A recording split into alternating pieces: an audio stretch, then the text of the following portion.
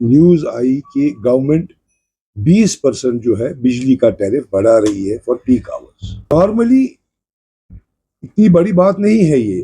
لوگ سمجھتے ہیں اکثر و بیشتر کہ ایک پرپوزل ہے, ابھی اس پر کوئی کاروائی نہیں ہوئی ہے, ہو سکتا ہے ریجیکٹ بھی ہو سکتا ہے. لیکن جتنی پینک کی سچویشن میں نے کل سے دیکھی لوگوں کے اندر, آپ اندازہ نہیں کر سکتے.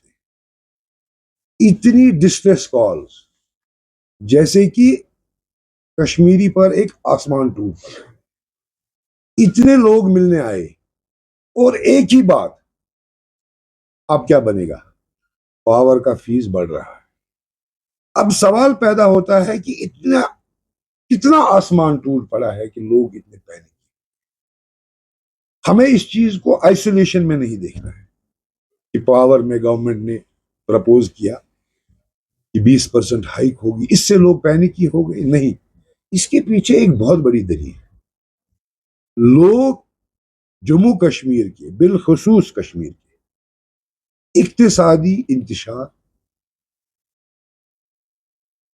دماغی انتشار اور سماجی انتشار کے شکار. آپ نے 2 دن پہلے دیکھا ہوگا دلی میں ایک بلاسٹ ہو گیا. دلی میں بلاسٹ ہو گیا, اس کے بعد جو ایک انفارچونیٹ بلاسٹ ہوا جس میں بے گناہ لوگوں کی جانیں گئی, اس کے بعد ایک پکڑ دکڑ کا ماحول شروع.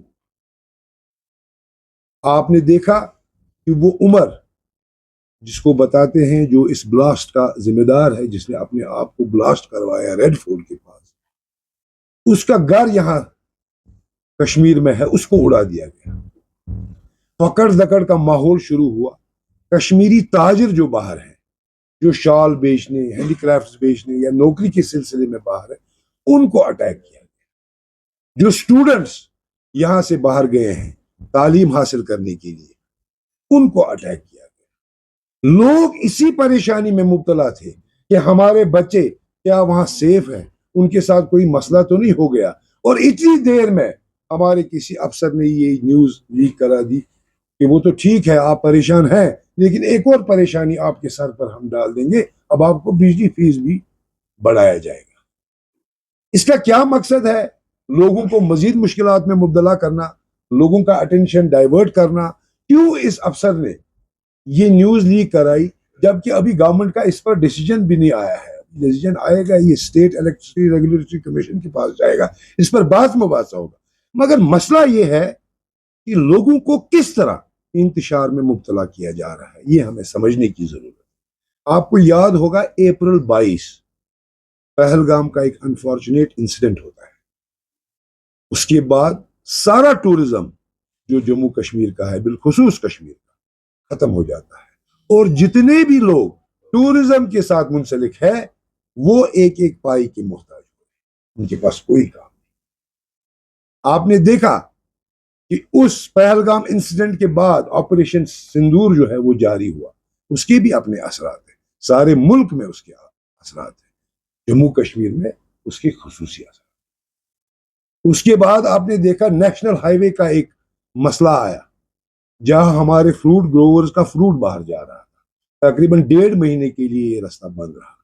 سننے میں آیا ہے کہ ایک پیٹی سیب کی قیمت وہاں 200 روپے آئی ہے, جبکہ صرف کرایہ 220 روپے ہے, مال کی قیمت الگ. اور تخمینہ لگایا گیا کہ ہمارے فروٹ گروورز کا ہے تقریباً 1,500 کروڑ کا نقصان. پورے سال کی کمائی, پورے سال کی محنت ہائی وے کے بند ہونے کی وجہ سے ان کے اوپر نقصان, آمدنی ساری ختم. آپ دیکھ رہے ہیں کہ جتنے بھی سپلائیز, جتنے بھی کانٹریکٹس جموں کشمیر میں ہیں, آپ کو معلوم ہے, آپ میڈیا سے تعلق رکھتے ہیں, سارے کانٹریکٹس جو ہیں, سارے سپلائیز جو ہیں آؤٹ سائڈ دا اسٹیٹ جا رہے ہیں, وہی لے رہے ہیں. یہاں کا کوئی کمپیٹ ہی نہیں کر پا رہا ہے. نتیجہ جموں کشمیر اور بالخصوص کشمیر کے لوگوں کی آمدنی ختم. آپ نے دیکھا ہوگا ہر روز اخبار پر ایک کشمیری کے گھر جو ہے اس کی نیلامی کا اشتہار چھپتا ہے.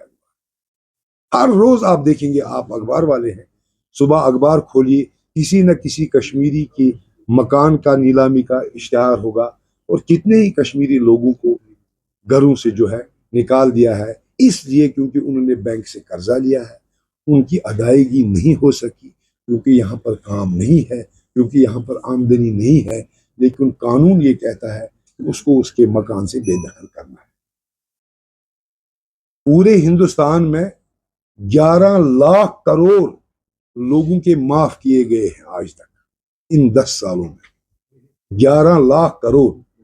جموں کشمیر میں یہ 2-4 ہزار کروڑ کا مسئلہ ہے، اب بڑا مسئلہ نہیں ہے، لیکن ان 2-4 ہزار کروڑ کے لیے اس کشمیری کی پراپرٹی کو نیلام کیا جاتا ہے، اس کو بے گھر کیا جاتا ہے۔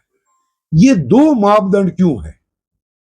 پرسوں میں سن رہا تھا اسمبلی میں کچھ ایم ایل اے کی تنخواہ بڑھانے کی بات کر رہے تھے، 1.5 لاکھ وہ لیتے ہیں، اور کچھ پرپوزل آیا کہ اب اس کو ڈبل کریں گے۔ ایک ایم ایل اے صاحب نے تو کہا ہماری تنخواہ 5 لاکھ کر دیجیے، ہمیں اس میں کوئی اعتراض نہیں ہے، لیکن جو یہ آدمی مجھے کل فون کر رہا تھا جس نے کہا میری آمدنی 6 ہزار ہے، اس کی آمدنی کو 15 ہزار بنانے کے لیے کیا ہمارے پاس کوئی پرپوزل ہے تاکہ اپنا بجلی فیس ادا کر سکے، تاکہ اس کو بجلی چور نہ بتایا جائے، اس کو لینڈ گریبر نہ بتایا جائے، اس کے اوپر یہ الزام جو ہے یہ تراشے نہ جائے۔